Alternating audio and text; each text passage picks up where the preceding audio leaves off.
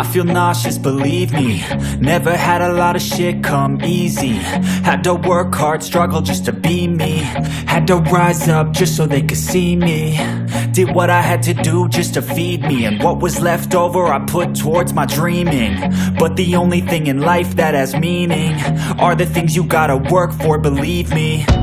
Take into your hands a plan, your own hands can land your own brand. And damn, I feel like no one takes accountability. They want the credibility, convincingly unwilling to put in the fucking hours it takes to get some power. Don't be fucking sour, take a cold shower. Scream until you're louder, work until you're prouder. And fuck all the doubters, they're just fucking downers. I swear to God they all let me down. I always fought just to wear the crown. I'm pissed off at these fucking clowns who were all taught they deserve an ounce. It's only worth it if you work for it. It's only worth it if you work for it. I won't stop till they hear me now. I won't stop till I wear the crown.